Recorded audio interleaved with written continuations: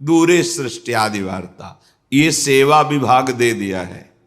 भगवान विष्णु की नाभि कमल से ब्रह्मा, ब्रह्मा जी की भ्रकुटी से रुद्रावतार, पालन, सृजन, विनाश, सतोगुण, रजोगुण, तमोगुण के द्वारा अनंत लीलाएं। पर आप निकुंज में रसमयी प्रेममयी क्रीड़ा करते हुए अपने प्रेमियों के संग महासुख की वर्षा करते, स्वानंदिक विलासवान।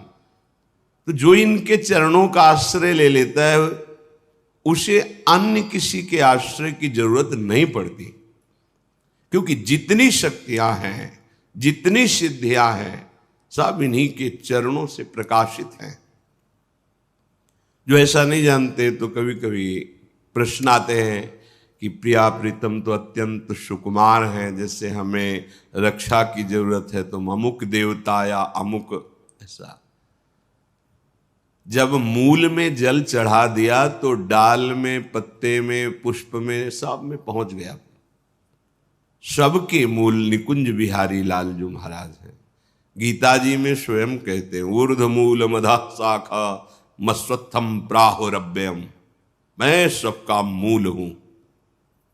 परब्रह्म की प्रतिष्ठा है हमारे श्री कृष्ण, और जो ब्रजेंद्र नंदन के रूप में प्रकट हुए वही निकुंज बिहारी लालजू अपने रूप से प्रकट हुए हैं। उपासक को अन्य आश्रय लेने की जरूरत नहीं है, क्योंकि अन्य कोई है ही नहीं। ये सब इन्हीं का विलास। पर जो निकुंज में विलस रहे तो दूरे सृष्टि आदि वार्ता, सृष्टि आदि वार्ता से दूर, क्योंकि सृष्टि की सेवा के लिए अंश रूप से आप विराजमान हैं भगवान विष्णु, ब्रह्मा, शिव रूप में आप ही विराजमान, दूसरा कोई नहीं। निज महापूर्णात्म शक्त्याश्रयात, इनकी आत्म शक्ति से ही ये विस्तार हुआ है। ये अपने आप को ही विस्तार को प्राप्त किए हुए हैं। संजीवत्यथ चेष्टते निज निजे कार्य तमे वाद्भुतम। आहा, ये अपने प्रेमी जनों को जीवन प्रदान करने के लिए, प्रेमी जनों का जीवन क्या है? इनकी रूप माधुरी का गान करते हुए, रूप माधुरी का अवलोकन करते हुए, इनकी चरण सेवा में अपना जीवन, तो यही उनकी संजीवनी मूर्य है। ललिता ललित बजावती बीना, गुण गावती सोई जीवन जी जय। कौन से गुण? प्रिया प्रीतम का मुस्कुराना, प्रिया प्रीतम की क्रीड़ा, प्रिया प्रीतम की नाना प्रकार की रसकेली, उसका गान करते हैं। यही जीवन है रसिकों का। संजीवत्यथ चेष्टते, इनकी चेष्टा जीवन है प्रेमी जनों का। वो कोई प्रेमी ही जानता है। अपना प्रीतम, अपना प्यारा मुस्कुरा भर दे तो विश्व के सारे सुख लुटते घूमते हैं।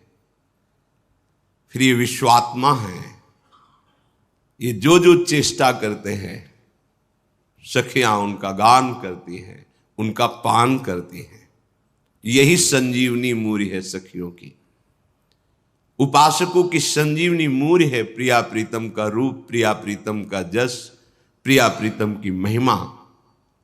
निज निजे कार्य तमेवाद्भुतम, वो सब अपनी अपनी सेवा में प्रिया प्रीतम को सुख प्रदान करने में बड़ा अद्भुत सुख अनुभव करते हैं। कैसे उस सुख का उदाहरण दे? अनुपम है, उपमा रहित है, पर लौकिक भाषा में। जैसे अपने अत्यंत लाडले दुलारे इकलौते बेटे को मां पवा रही है, तो जब वो बालक पाता है तो उसको कैसा सुख होता है। पा हो रहा है, हृदय उसका शीतल हो रहा है, तृप्ति मां को हो रही है। सखियों का हृदय प्रियालाल के प्रति कितना दुलार से भरा हुआ है। लाल ललना मिली हियो शिरावत मोर, पावे कोई और, तृप्ति करे कोई और, ये महासुख है। स्वातंत्रम, सारी शक्तियां इनके अधीन है, ये किसी के अधीन नहीं है। परम स्वतंत्र न सिर पर कोई। परमम परेश, ये ईश्वरों के भी ईश्वर हैं। निकुंज बिहारी लाडली लाल। परमेश महा मानंदिक वृत्तिम श्रेय, परम स्वतंत्र परम महा आनंद वृत्ति युक्त होकर विलसते रहते हैं। ये अनुभव, ये आश्रय उसी को प्राप्त होता है जो रस का अनन्य हो जाता है, रसिक अनन्यों के संग से। हरिराम व्यास जी कहते हैं, तेई रसिक अनन्य जानवे। कौन है रसिक अनन्य? बोले जिनको विषय विकार ना हरिसो रति, तेई साधु मानिवे। तेई रसिक अनन्य जानिवे। तिनकी संगति पतित सु उद्धरे, जो बारक बर घर आनिवे। तिनके चरणों दक सो अपने, नख शिख गातिन सानिवे। तेई रसिक अनन्य जानिवे। वही रसिक अनन्य है जिनके हृदय में ये षट विकार शांत हो गए हैं, काम क्रोध लोभ मोह मद मत्सर। कैसे शांत हुए? हर्षो रति, हा हरि रा राधा।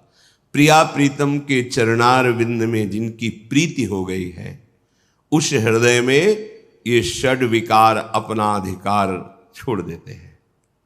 अर्थात इन विकारों का स्फुरण ही नहीं होता। तेई साधु मानिवे, वही साधु पदवी को प्राप्त है जो निर्विकार और प्रभु के प्रेम से युक्त हृदय है। वही साधु हृदय है, वही रसिक अनन्य है। हरिराम व्यास जी कहते हैं, प्रियाजू की कृपा से ऐसे रसिकों की संगति मिले तो हमारा उद्धार हो जाए। अगर एक बार भी इनकी संगति कर ले तो व्यर्थ नहीं जाएगी। जो वारक घर आनवे, एक बार यदि इनके समीप पहुंचना हो जाए या ये हमारे समीप कृपा करके सानिध्य दे दे, एक बार का मिलना वो व्यर्थ नहीं जाएगा, आपका परम मंगल कर देगा। अगर कहीं ऐसे भगवत प्रेमी महात्मा का चरणोदक मिल जाए और रोज पीने को मिले और अपने सर पे धारण करने को मिले, नख शिख गातिन शानवे, निश्चित निश्चित बहुत जल्दी परिवर्तन होता है। भगवत बुद्धि से इनका चरणोदक उतारा जाए और पान किया जाए और माथे पे रखा जाए, सर पे रखा जाए, एक बूंद दो बूंद ऐसे, वो आपके जीवन का परिवर्तन कर देगा। रघुगण जी से जड़ भरत जी कहते हैं, गृहस्थ की उपासना, शास्त्रों का स्वाध्याय, तीर्थयाटन, व्रत या अग्नि चंद्र सूर्य की उपासना आदि से ये जो हम तुम्हें तत्वबोध की उपदेश कर रहे, ये नहीं होता। ये होता है महापुरुषों की चरण रज का अभिषेक करने से। रहु गणई तत्तपसा न याति न चेज्जया, न निरूपणात् गृहाद्वा न छंदसा, नैव जलाग्नि सूर्यो बिना महत्पाद रजोभिषेकम। हरिराम व्यास जी कहते, तिनके चरणोदक सो अपने, नख सिख गातन शानवे। यदि कहीं ऐसे प्रेमी महाभागवतों का चरणोदक मिल जाए पीने को और माथे पे धारण करने को, तो ये जो विकार हैं इनसे लड़ने की सामर्थ्य आ जाए, ये परास्त हो जाएंगे विकार। पर बिना महत्पाद रजोभिषेकम, ये कोई भाग्यशाली को बात समझ में आती है। और फिर कहीं कृपा हो जाए और उनको प्रसाद पवाने का सौभाग्य मिल जाए, सुंदर सुंदर भोग प्रियालाल को पवा के और उनको प्रसाद पवाने का सौभाग्य, और कहीं वो पा चुके हैं उनके पत्तल से जूठे किनके उठाकर और वो हमें पाने का सौभाग्य मिल जाए, फिर क्या कहना है। तिनकी पावन जूठन जेवत, क्या होता है, बोले तबही हरि ही आनिवे। जब रसिक महापुरुषों का उच्छिष्ट जाता है तो वो उच्छिष्ट इतना हृदय को पावन करता है। पहले चरणोदक बोले, अब उच्छिष्टामृत का प्रभाव हृदय में हरि प्रिया को प्रकाशित कर देता है। जूठन, संतों की जूठन। 4 महीने बराबर सेवा मिली। नारद जी अपने चरित्र को पूर्व के श्री कृष्ण द्वैपायन भगवान व्यास देव जी से वर्णन करते हैं कि मैं बालक था और मुझे सेवा मिली चातुर्मास्य में संतों की। तो छोटी अवस्था होने के कारण हमें बर्तन मांजने की सेवा मिलती। तो जो जूठन संतों की पात्रों में लगी होती वो छुटा के और उसे पाता और बैठकर उनकी बातें सुनता। 4 महीने के प्रभाव से ऐसे महान वृत्ति का उदय हुआ कि वही अगले जन्म में देवर्षि नारद के रूप में प्रकट हुए। स्वयं नारद जी श्रीमद् भागवत में अपने पूर्व चरित्र का वर्णन किए। 4 महीने संतों की सेवा का फल महाभागवत भगवत स्वरूप देवर्षि नारद बना दिया। तिनकी पावन जूठन जेवत तबही हरि ही आनिवे। महापुरुषों के उच्छिष्ट का बहुत बड़ा प्रभाव है। हृदय में हरि प्रिया प्रकाशित हो जाती है इनकी जूठन पाने से।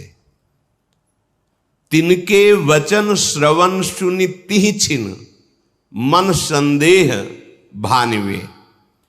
बोले ऐसे भगवत प्रेमी महात्माओं के वचन सुनते ही मन के जितने संदेह हैं सब नष्ट हो जाते हैं, सारे प्रश्न शांत हो जाते हैं। आप सुनते रहो, केवल कोई प्रश्न बकाया नहीं रह जाएगा। हर प्रश्न का उत्तर आपको मिल जाएगा सत्संग में। आप केवल ध्यान से सुनिए। तिनकी जीवन धन वृंदावन जीवत मरत बखानवे। व्यास राधिका रवन भवन बिनु तेई क्यों पहचानवे। बोले ऐसे रसिकों का जीवन जो प्रिया प्रीतम के अनुराग में है, और ऐसे रसिकों के जीवन की अंतिम श्वास ये वृंदावन ही है। अर्थात वो अनन्य होते हैं धाम के। ये आ ही जाएगा। प्रीतिस्तद वसति स्थले, अपार प्रीति हो जाती जहां अपने प्यारे प्रकट हुए हैं, प्यारे लीला परायण हैं, उस भूमि में जी नहीं सकते आप। अगर प्रभु की शरणागति युगल सरकार की हो गई है तो आपको ये ब्रज धाम, ये वृंदावन धाम ऐसा प्यारा लगेगा कि अब चाहे नरक मिले, चाहे स्वर्ग मिले, चाहे परम पद मिले, इसकी मुझे कोई परवाह नहीं। चाहे अपराध लगे, अब तो हम धाम के बिना नहीं जी सकते। अब हम ब्रजधाम के बिना, दुर्भाग्य है जो धाम के प्रति प्रीति ना हो, क्योंकि यही धाम आपको ऐसे रसिकों का संयोग कराएगा, ऐसे रसिकों का चरणामृत मिलेगा, ऐसे रसिकों का उच्छिष्टामृत मिलेगा, ऐसे रसिकों का वचनामृत मिलेगा। व्यास राधिका रवन भवन बिनु तेई क्यों पहचानवे। यदि वृंदावन में तुम्हारा भाव नहीं आया तो ऐसे रसिकों से तुम्हारी पहचान हो ही नहीं सकती, और बिना रसिकों के पहचान के प्रिया प्रीतम का प्रेम प्रकट नहीं होता। रंच मात्र प्रेम प्रकट नहीं होता। रे मन रसिकन संग बिन रंच न उपजय प्रेम।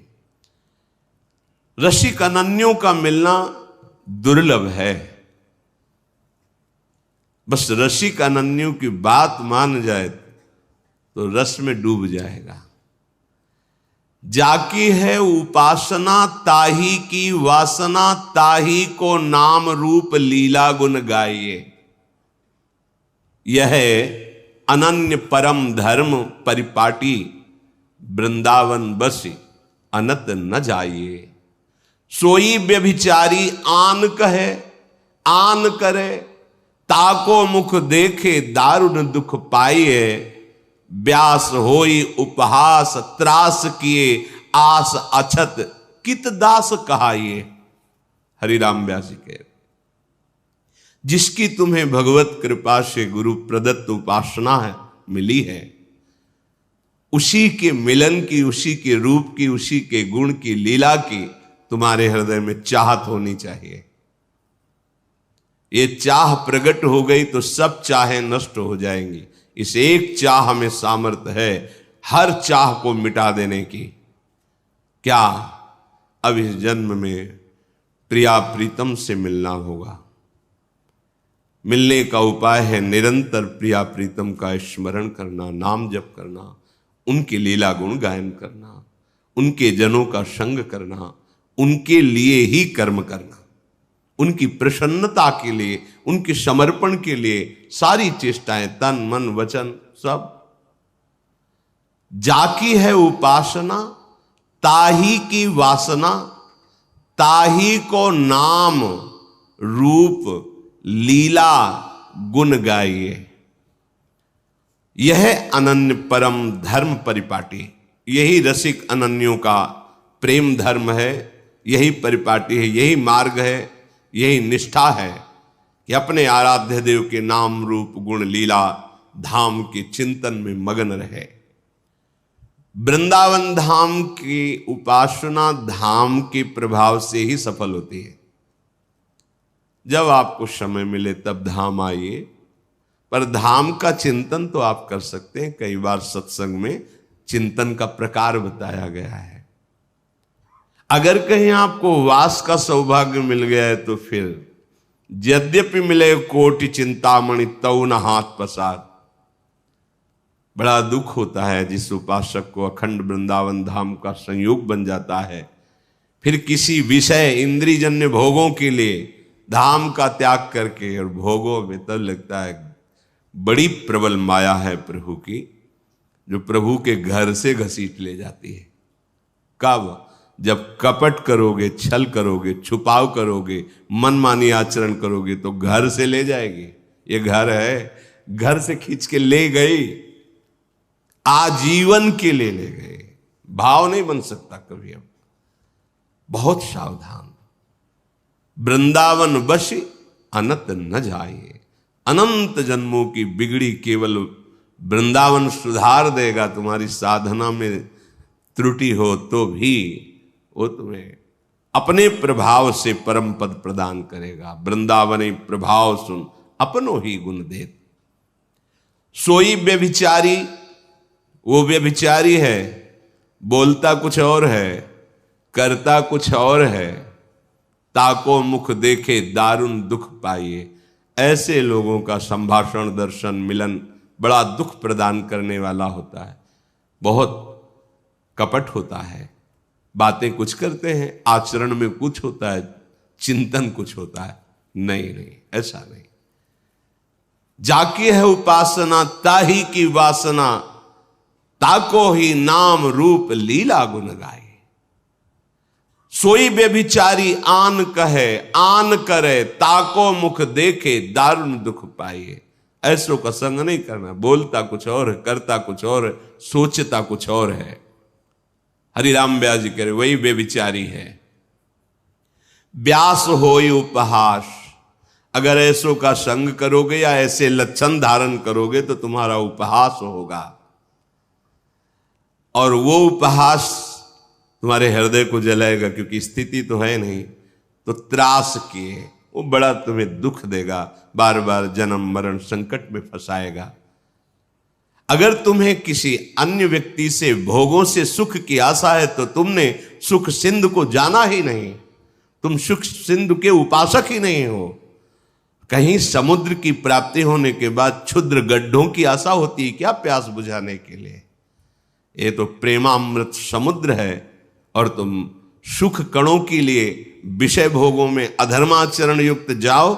इसका मतलब है कि अभी आप बातें केवल परमानंद की करते हैं, परमानंद का भी मार्ग ही नहीं मिला आपको। अनुभूति तो बात दूर की रही। अगर तुम्हारे हृदय में भोगों की आशा है तो तुम कैसे प्रिया प्रीतम के दास हो?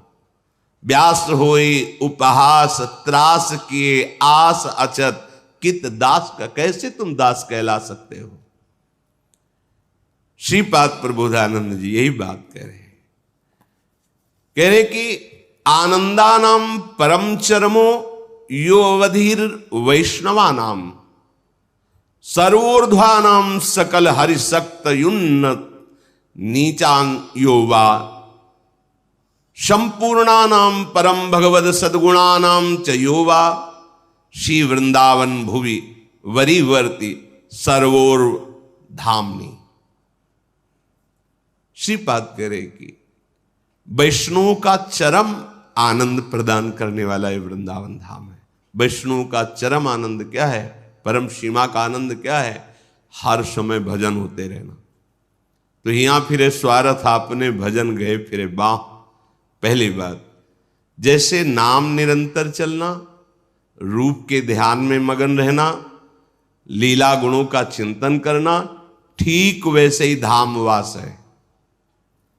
धाम अगर आप वास कर रहे हैं, नाम चिंतन में त्रुटि बराबर नहीं हो रहा, रूप का ध्यान भी नहीं हो रहा, लीला गुण में भी रुचि नहीं, तो एकमात्र धाम संपूर्ण भजन हो गया आपका, और यह आपको भगवत प्राप्ति करा देगा। आनंदानाम परम चरमो योवधीर वैष्णवानाम, जो आनंद की चरम सीमा है प्रेम, प्रेम में भजन, वो आपको वृंदावन धाम प्रदान कर देगा। विश्वास कीजिए। वैष्णवानाम पर शर्त है वो प्रभु का हो चुका हो, अर्थात मन वचन कर्म से ये ठान लिया हो कि मुझे भगवत प्राप्ति करनी है।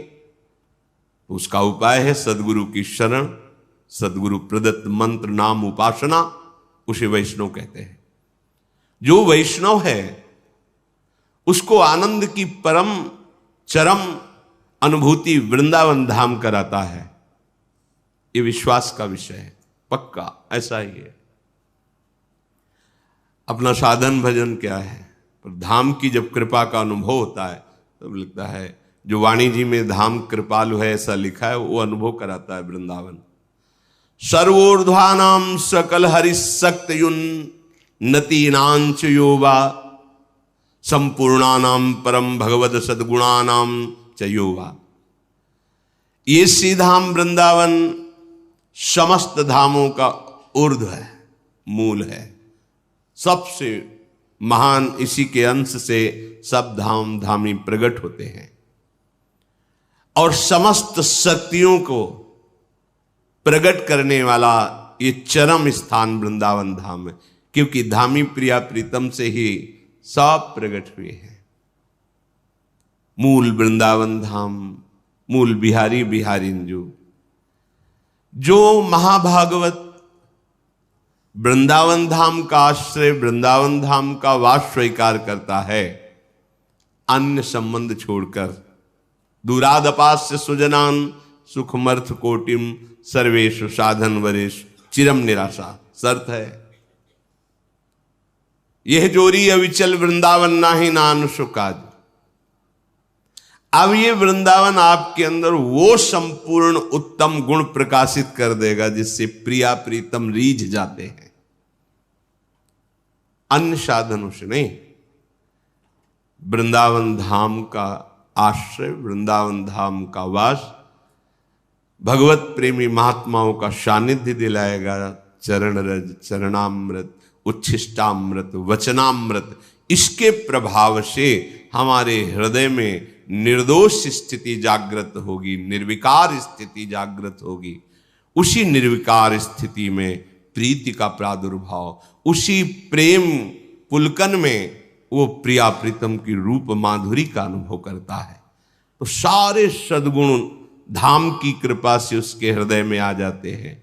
इसलिए अन्य आश्रय, अन्य वार्ता, अन्य भाव त्याग करके अनन्य भाव से नाम रूप लीला धाम की उपासना में निश्चित, अगर आपकी त्रुटियां भी हैं, गलतियां भी हैं, अपराध भी हैं, तो आप चिंता मत करो।